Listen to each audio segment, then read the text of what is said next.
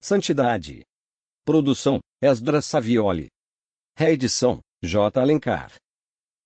Se ser santo significa ser puro e perfeito, como a Bíblia pode chamar de santo o homem que é falho e pecador?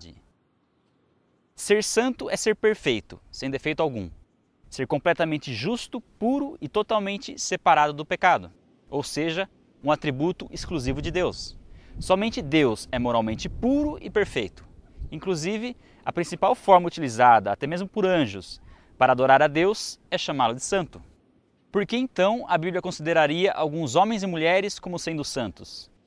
Inclusive, ao contrário do que muitos pensam, essa condição de santo não se aplica somente aos grandes apóstolos ou aos nomes famosos da Bíblia, mas se refere a pessoas comuns, como eu e você. Mas se por mais piedosa que uma pessoa seja, por mais obras de caridade que ela faça, ainda assim é impossível alcançar o padrão de santidade exigido por Deus, como é que a Bíblia, ou seja, o próprio Deus, pode chamar alguém de santo? A resposta é muito simples: Jesus Cristo.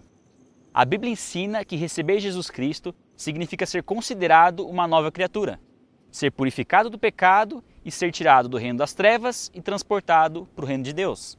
Santo é todo aquele que crê que Jesus é o Cristo, o Filho de Deus, crê na sua vida sem pecado, morte sem culpa e ressurreição dentre os mortos. Quando isso acontece, quando cremos, Cristo passa a habitar em nós. E se Cristo vive em nós, somos santos. Não por mérito ou esforço próprio, mas por causa de Jesus Cristo. Ser santo não significa dizer que a nossa natureza pecaminosa deixou de existir. Muito pelo contrário. É aí que realmente percebemos que tal natureza existe. O que acontece agora é uma luta contra o pecado que habita em nós para vivermos de acordo com a vontade de Deus revelada na Bíblia. Ou seja, andar em santidade. Ser santo é o que nos capacita a andar em santidade. Contudo, nós precisamos separar o que é santidade daquilo que só tem aparência de santidade. Assim como os fariseus na época de Jesus, ainda hoje muitas pessoas tentam demonstrar a sua santidade através das roupas que vestem, das músicas que ouvem, dos programas que assistem e dos lugares que frequentam ou deixam de frequentar. Porém, quem geralmente tenta demonstrar uma santidade através de usos e costumes, acaba se esquecendo de que a santidade ensinada pela Bíblia não é algo para ser exibido e muito menos feito para se receber elogios. É algo para ser vivido em nosso particular com Deus, algo interior que nem sempre ficará evidente a outras pessoas. E aqui é preciso fazer um parênteses e explicar a relação entre fruto do Espírito, que nós falamos em um outro vídeo, e a santidade. Desenvolver o fruto do Espírito, que é amor, alegria, paz, paciência, bondade, benignidade, fidelidade, mansidão e domínio próprio, é uma parte importante no desenvolvimento da santidade. E na maioria das vezes ficará evidente a outras pessoas. Porém, a parte essencial no processo de santificação está relacionada àquilo que fazemos quando ninguém está olhando. O único capaz de saber se de fato estamos andando em santidade é o próprio Deus. Afinal, somente Ele conhece os nossos pensamentos, as nossas intenções e as nossas motivações. Mas então, o que é andar em santidade? Andar em santidade é não se deixar dominar pela inveja, orgulho, cobiça, ganância, raiva, incredulidade, medo, preguiça, idolatria ou qualquer outro tipo de imoralidade e depravação. Principalmente na área sexual, como libertinagem, promiscuidade, lascívia, fornicação e pornografia.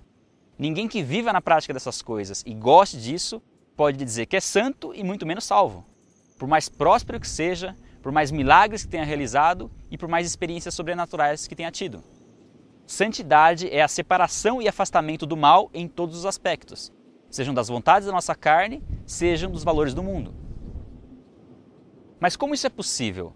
Como é possível lutar contra os nossos próprios desejos, controlar nossa mente e não pensar nesse tipo de coisa?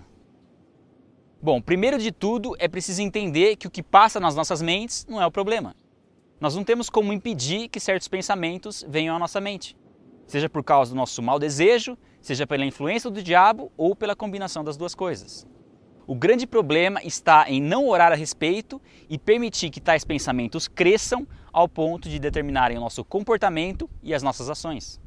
Mas se mesmo assim o pecado acontecer, deve haver arrependimento. É preciso confessar o pecado diante de Deus e também das pessoas envolvidas. Quando existe apenas remorso, não há perdão. E enquanto o pecado permanece oculto, não há cura. A consequência disso é que, aos poucos, se perca a sensibilidade para ouvir a voz do Espírito Santo, ficando muito mais difícil resistir aos desejos da carne e muito mais fácil se entregar aos prazeres do mundo. Por essa razão, é necessário obedecer e dar liberdade ao Espírito Santo, para que ele nos ensine, nos repreenda e nos corrija quando for necessário. Isso é o que vai desenvolver nossa intimidade com Deus e nos manter longe do pecado.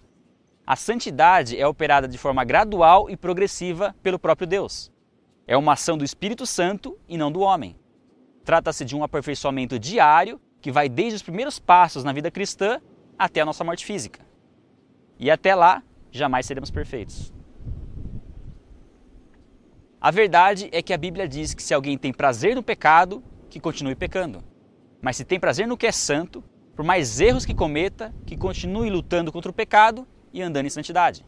Afinal, sem santidade, ninguém verá a Deus. Daí a importância em renovar nossas mentes com a palavra de Deus. Ler a Bíblia e meditar no que está escrito é a única forma de fazer com que os nossos pensamentos se voltem para as coisas do alto, para aquilo que é verdadeiro, puro e correto. Jesus Cristo deve governar nossas mentes, para que todo pensamento se torne obediente a Ele e que tanto o nosso querer quanto o nosso realizar sejam feitos de acordo com a sua boa, agradável e perfeita vontade.